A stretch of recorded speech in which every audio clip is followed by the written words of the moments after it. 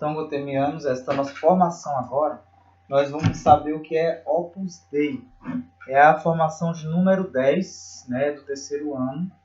Então, vocês que têm a apostila aí, eu peço que peguem a apostila para a gente ir acompanhando, a gente entender o que é Opus Dei, né, o que é esta instituição, o que ela é, o que esta obra é, né? O Opus Dei no Brasil, né? Trabalho e práticas sociais no espaço público. Então vamos tentar fazer aqui um resumo sobre o Opus Dei, porque essa apostila aqui é de 17 páginas, mas eu não vou ler toda, eu vou ler só os pontos necessários para que a gente possa entender o que é, né? O objetivo é analisar como se dão as práticas sociais do Opus Dei. Na verdade, o correto é dizer Opus Dei, não a Opus Dei, né? Então, nosso objetivo aqui vai ser analisar, né, como é que se dá essas práticas sociais. Então, já fica entendido que o Opus Dei é uma instituição que trabalha com o social, né? Então, nós vamos analisar aqui ela no espaço público brasileiro por meio da ressignificação da categoria trabalho, né? Propõe analisar como essa configuração discursiva se especifica no Brasil, onde o Opus Dei desenvolveu-se mais amplamente no estado de São Paulo, em sua capital. Então, no Brasil, onde é que tem mais forte esta instituição, seria no São Paulo, né? Então, desta forma, a categoria abordada surge atrelada a práticas sociais. Então, esta prática deles está ligada ao social, né? Que se codificam na esfera científica e educacional. Então, está ligado com tanto o lado científico como o lado educacional, né? E assume a forma do trabalho intelectual, forma que origina os centros culturais nos quais se justapõe o discurso científico e os valores cristãos católicos. Este termo científico educacional refere-se a um dos 3 eixos de alcances em passe do religioso no espaço público brasileiro. O termo refere-se, por um lado, às tecnologias de reprodução da vida e às suas questões éticas, e, por outro, à transmissão de conhecimento científico perante os dogmas religiosos. É a esse segundo aspecto que eu me refiro neste trabalho, quando uso aquele termo. Então, o Opus Dei ele vai trabalhar no âmbito científico educacional, né? Mas demonstrando o quê? A importância e a necessidade do lado científico junto com a religião, né? Vai mostrar que, de certa forma, caminha juntos, né? Então, vamos lá. Uma aura de mistério ronda a imagem do Opus Dei. Então, o Opus Dei, quando se ouve falar, e aqueles que já têm um certo conhecimento, veem como algo que é um mistério. O que é Opus Dei? Como se fosse alguma coisa secreta, né? Então, ela soa isso não só no Brasil, né, quanto no mundo inteiro, né? E toca diretamente o trabalho aqui proposto. Então, muito se fala sobre essa instituição com base apenas no senso comum. Muito material sensacionalista é publicado, então você vê também muita coisa sensacionalista sobre o Opus Dei, né? Muitos rumores são criados, se criam coisas, né, ideias que não existem, né, a respeito do Opus Dei, exatamente por ser uma instituição um pouco meio secreta, né? Então, geralmente instituições secretas se levantam muitas suspeitas, né? Então, no que diz respeito à academia, pelo menos no Brasil, a mesma não ajuda a acabar com o mistério, uma vez que o Opus Dei é um tema praticamente intocado.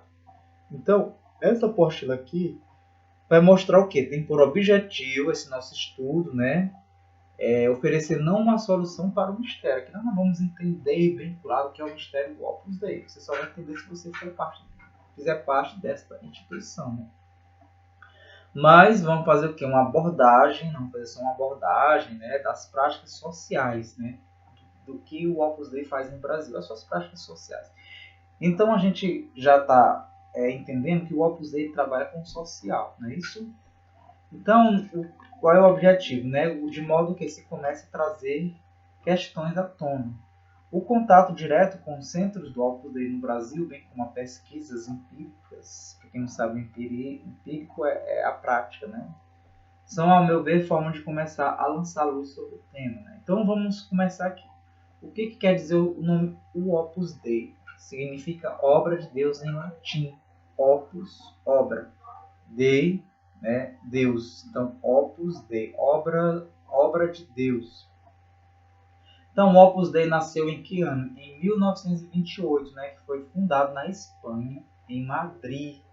Então, não é uma obra brasileira. Muitas vezes, muitas pessoas pensam que essa instituição é brasileira, né? Eu, particularmente, quando se ouvia falar muito em Opus Dei, eu pensava que ela era uma instituição brasileira, né? Mas o Opus Dei, ela nasceu na Espanha, em Madrid, né? Ou seja, a obra foi idealizada e fundada pelo Monsenhor José Maria Escrivá. Então foi um monsenhor, um padre, né, que fundou esta obra. Então o que ele queria, né? Ele foi canonizado em 2002, né, em um processo extremamente rápido pelo Papa João Paulo II.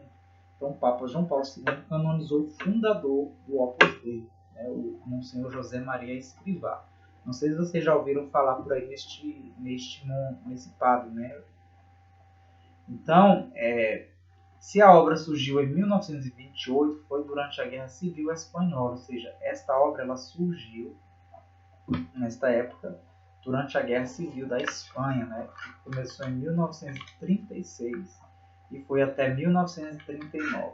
Foi mais ou menos também na época quando começou a surgir a Segunda Guerra Mundial. A Segunda Guerra Mundial nós sabemos que surgiu aproximadamente em 1938, 1938 por aí. Começou a Segunda Guerra Mundial.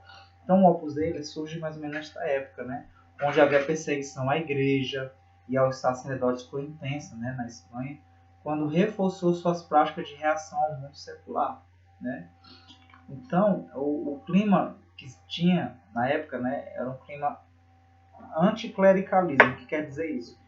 Que ia contra tudo que era da igreja, ao clero, né, que surgiu este clima nessa guerra espanhola, né, pelo qual passava a Espanha e levou o quê? O Opus Dei, uma forma de conduta reativa ao mundo que a instituição concebia como cada vez mais deturpado pelo pecado e menos cristão, ou seja, diante de uma guerra espanhola que estava sendo contra o próprio clero, indo contra a própria igreja, o Opus Dei também surge e com esse intuito forte de procurar combater, né, essas práticas anticlericais, né, da guerra. Então, ao mesmo tempo que acontecia, a obra constituiu-se conscientemente como uma instituição moderna a fim de responder às acusações dos republicanos espanhóis, que afirmavam a igreja era ultrapassada. Ou seja, então o Opus Dei surgiu também com esse intuito de procurar mostrar a estes republicanos espanhóis de que a igreja ela não está ultrapassada.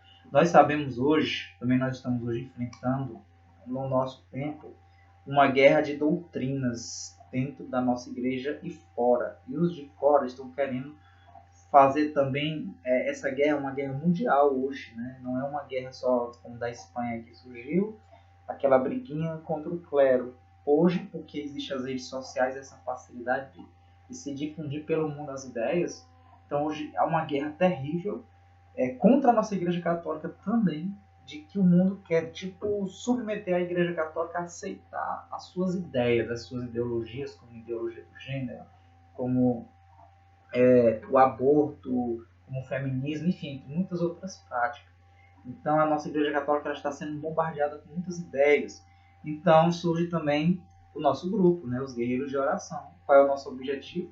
Estudar, ter uma formação séria, ter uma mente aberta para entender o que são os ensinamentos verdadeiros de Cristo que deixou para a nossa igreja católica, porque nós não temos que ter em mente que o que ensinamos para o povo não é o ensinamento da igreja católica em si, os padres, porque é o Papa que disse que tem que ser assim, porque o padre disse que tem que ser assim. Não, nós temos esses nossos estudos, e nessa altura do campeonato, vocês que estão no terceiro ano estão percebendo que os ensinamentos nos mostram que o que nossa igreja transmite hoje, que é os padres, o bispo e o papa, transmitem os ensinamentos de Jesus Cristo. Como, por exemplo, a igreja jamais vai poder aceitar o aborto, porque é a morte. E a morte vai contra o princípio de vida divino, de Deus. Então jamais a igreja poderá aprovar. Mas a instituição mundana, o mundo social do mundo, ele quer fazer com que nossa igreja aceite todos os tipos de práticas erradas, né? Todos os tipos de pecados que vão contra os próprios princípios de Deus. Então os guerreiros de oração nascem com esse propósito, de defendermos, de aprendermos a defender a verdade da nossa Igreja Católica. Então o Opus Dei foi uma obra que surgiu também mais ou menos nessa época, que havia esta rejeição com a Igreja, chamando ela de ultrapassada. Imagine hoje, né? Porque a Igreja, ela sempre mantém os mesmos princípios, ela não vai mudar ideias que ela sabe que é errado. Ela jamais poderá aprovar práticas pagãs. Então hoje também ela, claro, vai considerar sendo ultrapassada nesta visão das pessoas do mundo secular que querem, né, levar a mentalidade, perverter as ideias dentro da nossa Igreja Católica. Então o nosso grupo nasce com esse objetivo de defender, né, de nós aprendermos a se conscientizar disso, do que é o certo, e defendermos. Né? Então o Opus Dei também surgiu neste meio que estava esta guerra espanhola, né? E onde estavam os republicanos querendo considerar a Igreja Católica ultrapassada. Por isso havia perseguições com o clero, né? O clero é todos aqueles que compõem a hierarquia dos padres, né? Bispos, etc. Então, o que acontece? Dito de outra forma, não bastaria reagir também, era preciso inovar.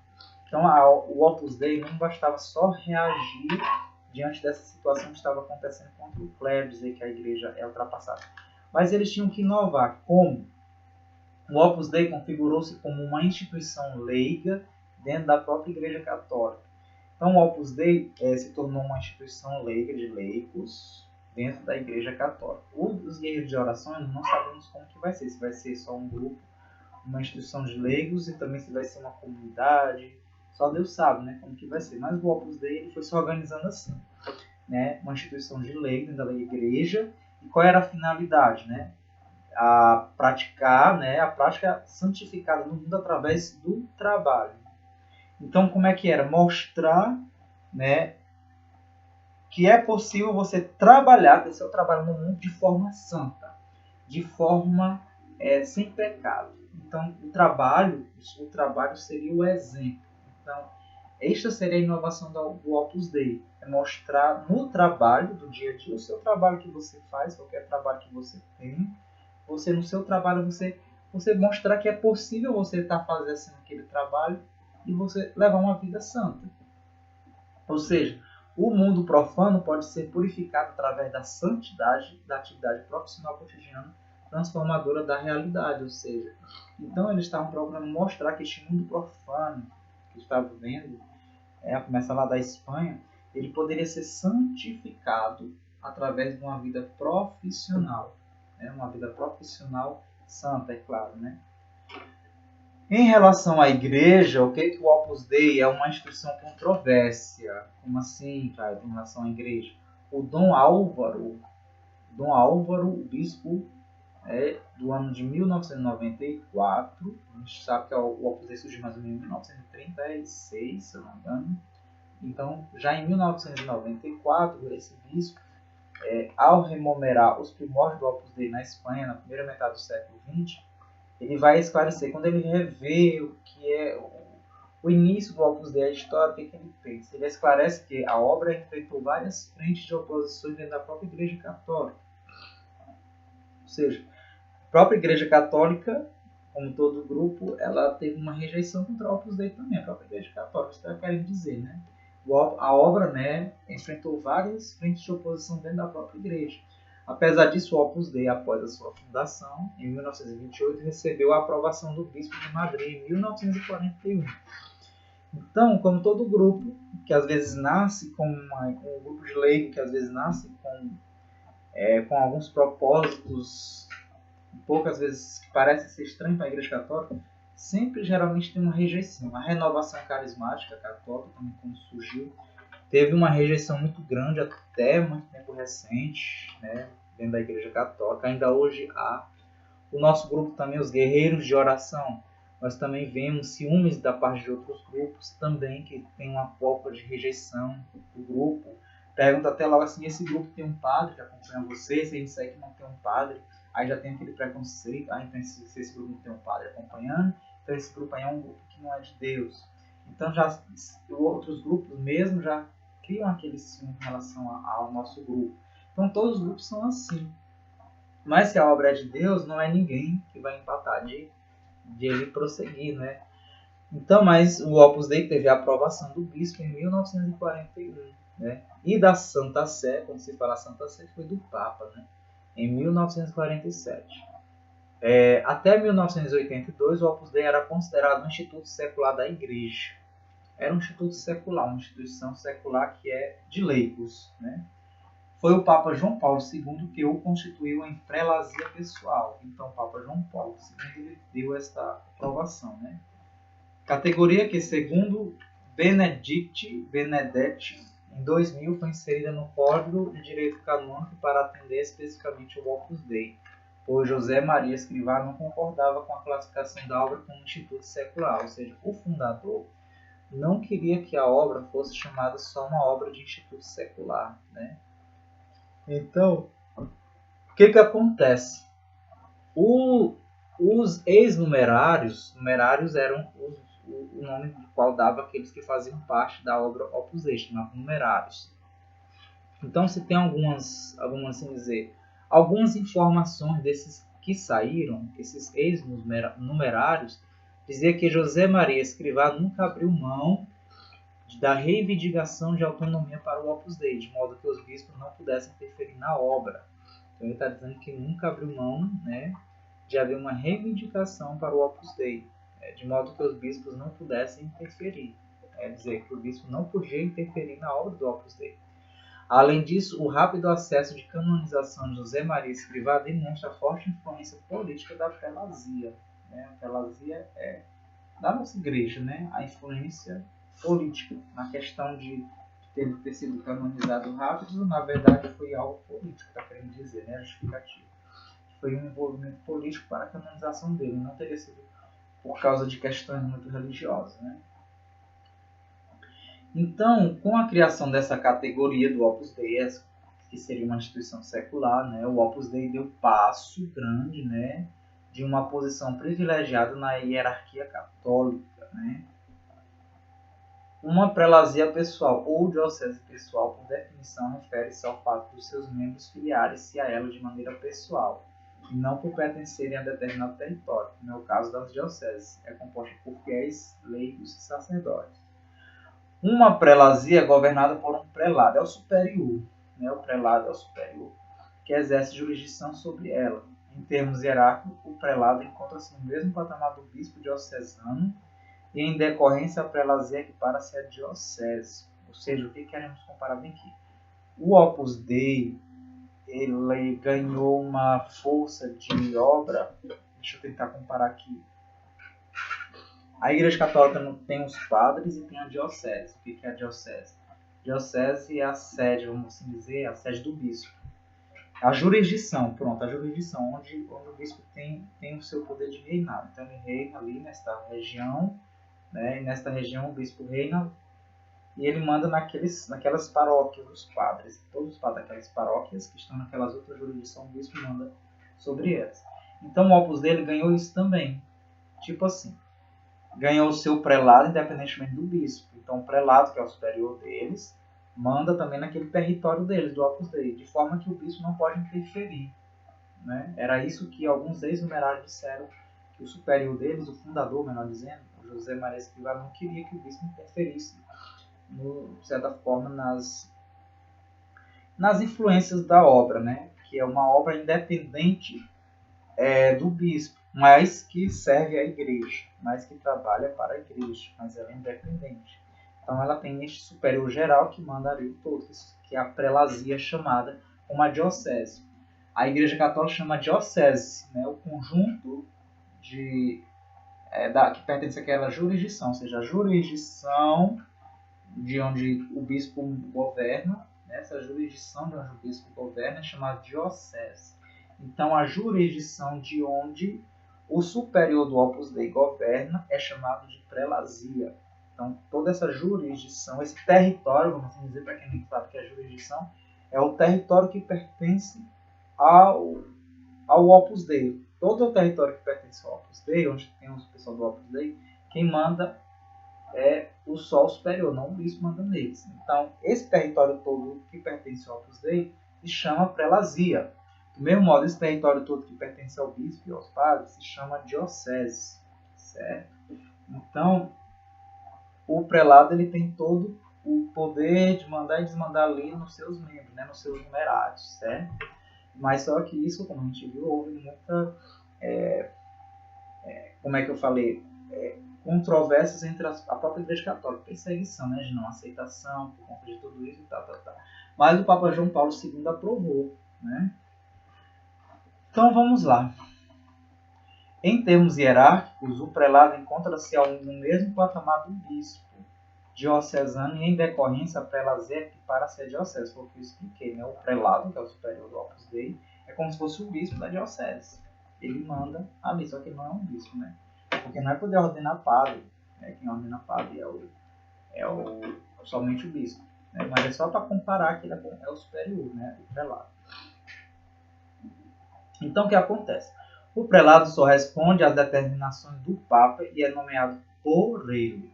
Então, o prelado do Opus Dei, ele só obedece ao Papa. Ele não obedece ao bispo da região, né? E o superior do Opus Dei só pode ser nomeado pelo Papa. Então, a forma deles, que eles criaram as regras dessa instituição do Opus Dei, é que só o Papa que manda neles, né? Eles prestam obediência ao Papa diretamente, e não ao bispo, né? Então, deve existir alguns motivos por isso, né, nas regras dele, né? Porque, infelizmente, da nossa Igreja Católica, existe cada bispo com a cabeça diferente, né? Que às vezes nem obedece direito ao Papa. Então, não sei se talvez esse padre José Maria Escrivá queria que a obediência fosse diretamente ao Papa, talvez para evitar isso, né? Para evitar essas... Eu não sei, isso é uma opinião minha que eu estou cogitando, né? Pode ser, para que não haja esse problema, né? Porque um bispo no local diz uma coisa, para se fazer no outro local outra coisa, e que às vezes até o que o bispo diz, manda fazer vai diferente com o que o Papa manda fazer, né? Ou seja, foge da obediência. Então talvez isso que o fundador do Opus Dei quis, no intuito de obedecer diretamente ao Papa, ponto final. Se o bispo achar ruim, amém, né? Então, a obra deles é diretamente para o Papa, né? Então, o Opus Dei é considerado um grupo muito elitista, né, discreto e intelectual, né, um grupo de muitos intelectuais. A obra atinge as mais variadas e importantes instituições da sociedade civil. Então, o Opus Dei atinge muito esses ambientes da sociedade civil, né, como as universidades. A Opus Dei está nas universidades, na imprensa, postos políticos e o meio empresarial, né.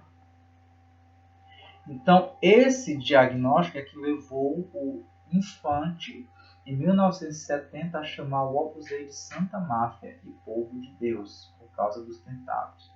Ou seja, pelo Opus Dei estar, de certa forma, muito entre os poderosos, os membros, então levou a esses mal entendidos de considerar uma máfia santa, né? A Santa Máfia, né? Ou o Povo de Deus, né?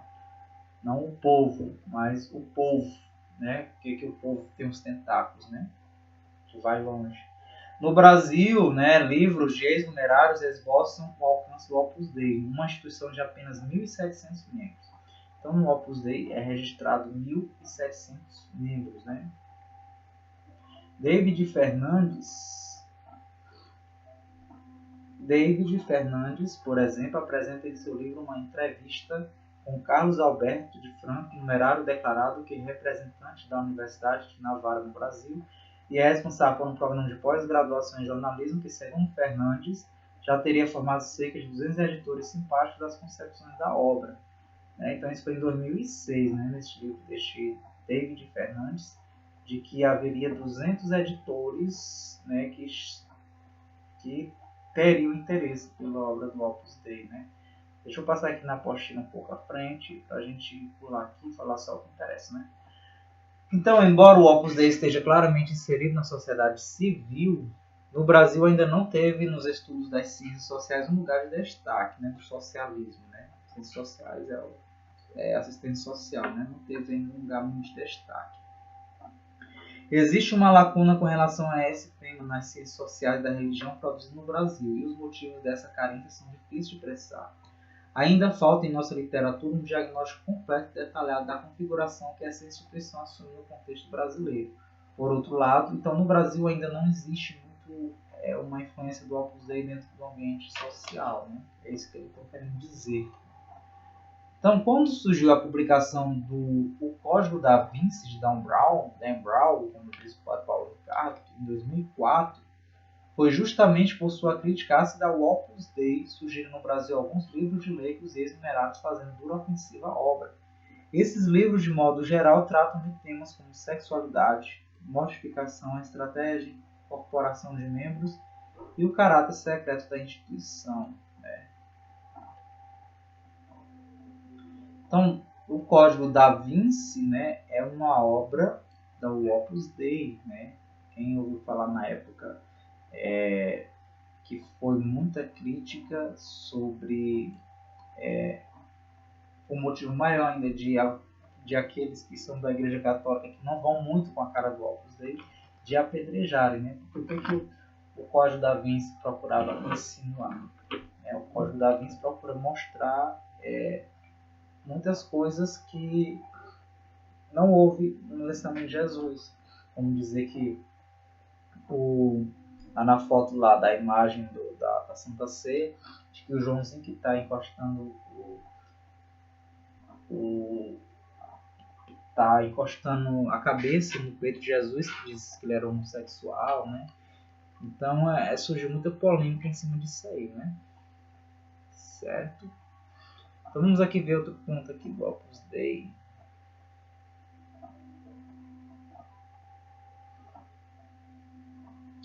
Vamos ver aqui outros pontos.